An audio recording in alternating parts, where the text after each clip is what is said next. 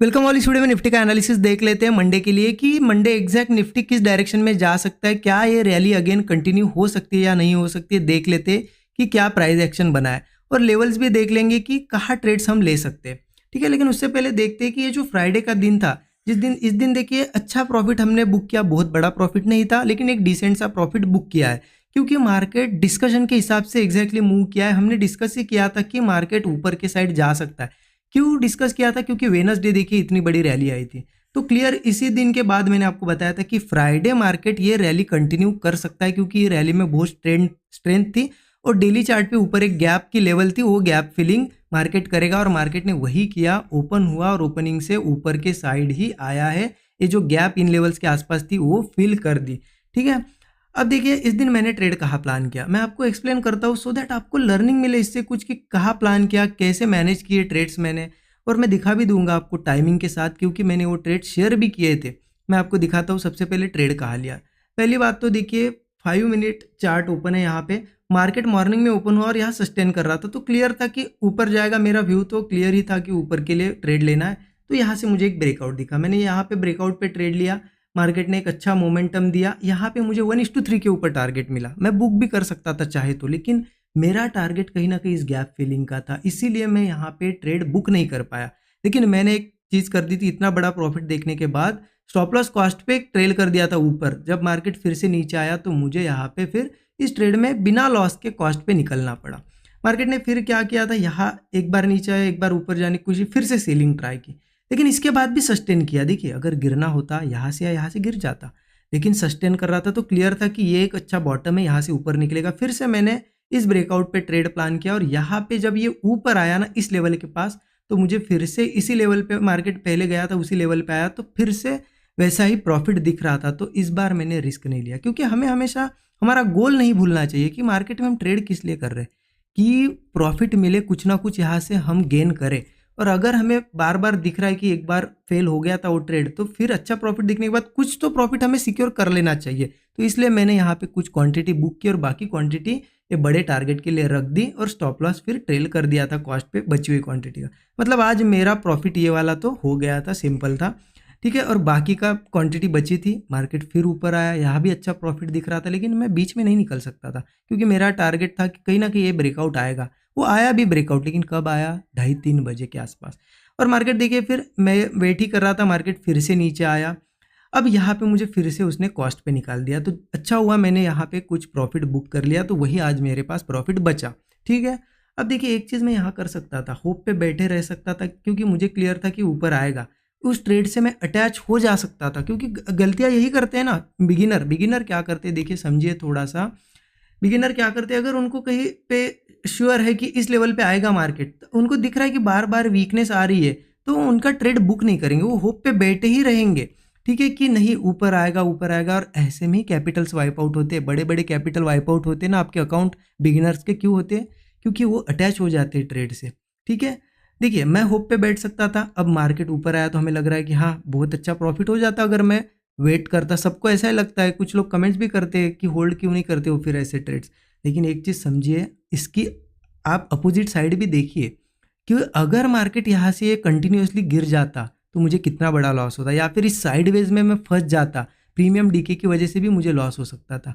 तो इसीलिए देखिए हमेशा एक चीज़ ध्यान रखना, अगर आपको पता है कि कोई मूव आने वाला है, आपने एक बार ट्रेड ट्राई किया, 2 बार ट्राई किया, बार बार अगर आपको निकाल रहा है ना, तो फिर एक्सेप्ट कर लो वो चीज़, उससे जुड़ मत जाओ कि नहीं नहीं मैं और ट्रेड लूँगा, ऊपर जाएगा ही जाएगा। कभी भी अटैच नहीं होना है ट्रेड से। ठीक है, क्योंकि आप क्या करोगे ना, 1 या 2 बार ट्रेड लेते हो फिर एक्सेप्ट कर लोगे तो ठीक है, क्योंकि ये मूव आया लेकिन किस कॉस्ट पे आया, उसके लिए हमें इतना रुकना पड़ता, बार बार ट्रेड्स लेने पड़ते, या फिर एक बड़े लॉस को भी झेलना पड़ता। ऐसे मूव कोई नई बात नहीं है, कल भी आएगा परसों भी आएगा, ऐसे मूव्स हमें मिलते रहेंगे जब मार्केट ओपन होगा तब। लेकिन एक दिन के मूव के चक्कर में लोग कैपिटल वाइप आउट करते हैं। तो एक चीज़ ध्यान रखना, ट्रेड से अटैचमेंट कभी नहीं रखना। ठीक है, लेते कि एग्जैक्टली कल मतलब मंडे क्या करना है, तो उसके लिए क्या करते हैं, एक बार डेली चार्ट पे चलिए, समझ में आएगा आपको कि क्या करना है हमें।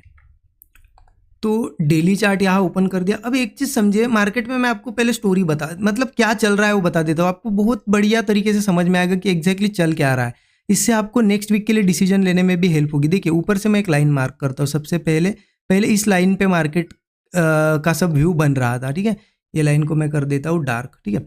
अब देखिए सिंपल था, मार्केट एक बार रेजिस्टेंस लिया, दूसरी बार आया, तीसरी बार भी बहुत ज़्यादा कोशिश करते करते इसके पास आया, तो क्लियर था कि इतने इंपॉर्टेंट ट्रेंड लाइन पे आया है तो बिना टेस्ट करे नहीं जाएगा।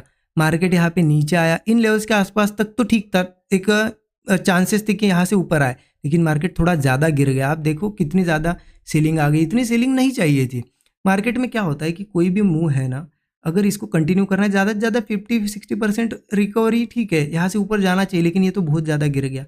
तो अब इसमें व्यू क्या बन गया था कि अब ये नीचे की लेवल्स पे आना चाहिए, ठीक है। यहाँ सपोर्ट है और इसके नीचे मेजर सपोर्ट तो यहाँ पे 24,180 के आसपास।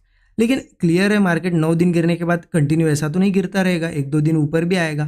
तो अभी अगर प्राइस एक्शन देखा जाए तो मार्केट में हम फंसे हुए हैं। आप अगर कहोगे कि क्या डायरेक्शन है मार्केट की नेक्स्ट वीक के लिए बताओ, तो मैं नहीं बता सकता यहाँ की, क्योंकि प्राइस एक्शन हमें डायरेक्शन ही नहीं दे रहा है। क्योंकि हम ऊपर से ये ट्रेंड लाइन भी टेस्ट करना बाकी है, बीच में खड़े हैं, नीचे भी सपोर्ट टेस्ट करना बाकी है। अब डायरेक्शन कब क्लियर होगी, जब ये अगेन ऊपर आएगा थोड़ा इन लेवल्स के, मतलब इस मूव का फिर से 50-60% ऊपर आ जाएगा तो क्लियर होगा कि अब ये ऊपर जाएगा, या फिर से इन लेवल्स के आसपास ट्रेड करने लगे तो क्लियर हो जाएगा कि अब ब्रेकडाउन आएगा।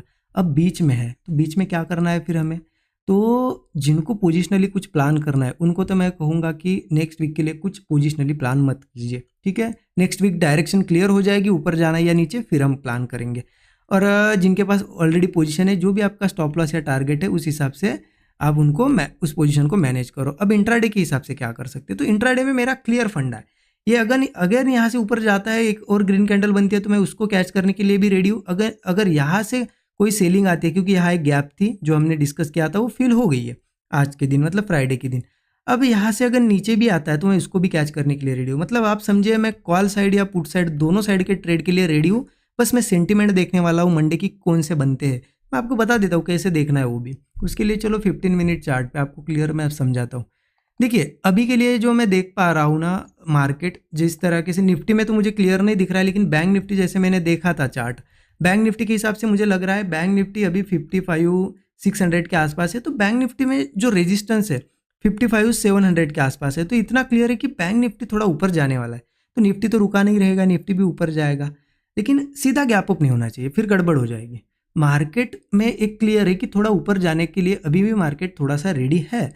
तो मार्केट फ्लैट या गैप डाउन हो तो अच्छा होगा, मतलब इन्हीं लेवल्स के आसपास ओपन हो, थोड़ा रिट्रेसमेंट दिखाए और होल्ड कर जाए, ऐसा सपोर्ट बनाए और ब्रेकआउट बनाए। मैं कॉल लेने के लिए रेडी हूँ, ठीक है। ऊपर का एक जो भी टारगेट मिलेगा 1:3 या 1:4 वो हम कैच करने की कोशिश करेंगे, क्योंकि बैंक निफ्टी 55,700 तक आएगा, तब तक एक निफ्टी भी मूव कर जाएगा। तो बैंक निफ्टी का थोड़ा रेफरेंस लेके ट्रेड करिए मंडे, क्योंकि निफ्टी में डायरेक्शन क्लियर नहीं है, ठीक है।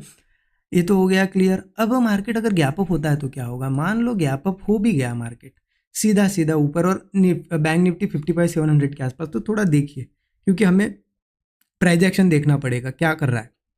अगर गैप अप के बाद रिट्रेसमेंट करता है और फिर से सपोर्ट बनाता है और बार बार उसी सपोर्ट को होल्ड करता है और ब्रेकआउट देता है, तो मैं इस रैली के साथ जाने के लिए तैयार हूँ, मैं बुलिश ट्रेड प्लान करूँगा ठीक है।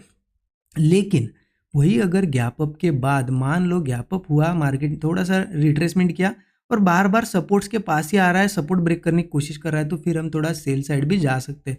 तो दोनों के लिए रेडी रहना, क्या सेंटिमेंट किस साइड जाने की कोशिश कर रहा है मार्केट, देखना सपोर्ट बना रहा है या फिर बार बार हायर लोज बन रहे हैं और ब्रेकडाउन दे रहा है। अगर ब्रेकडाउन देता है तो मैं पुट भी लेने के लिए रेडी हूँ, देखेंगे पुट में पैसा बना तो ठीक, अगर रिवर्स होता है तो क्या करेंगे, हम पोजीशन हमारी कन्वर्ट कर सकते हैं फिर कॉल में। तो थोड़ा क्या करिए, आप पूरे रिस्क ना लेते हुए मंडे 50-50% रिस्क डिवाइड कर सकते हो, मतलब पहले ट्रेड में 50% ही लो। अगर एसएल जाता भी है तो आपको एक डायरेक्शन हो जाएगी क्लियर कि क्या कर रहा है मार्केट। मान लो आपने पुट लिया, आप फंस गए और मार्केट आ गया ऊपर, तो आपको पता चल जाता है कि नहीं पुट वालों को फंसाया गया है, अब ऊपर जाएगा, तो आप बची हुई क्वांटिटी में कॉल लेके ये तो रिकवर हो जाएगा, बड़ा प्रॉफिट भी हो जाएगा। तो ऐसे मैनेज करना होता है। जब मार्केट में साइडवेज होता है ना, तो पोजीशन क्वांटिटी मैनेज करके चलना पड़ता है। और बाकी जो भी ट्रेड बनेगा मैं ज़रूर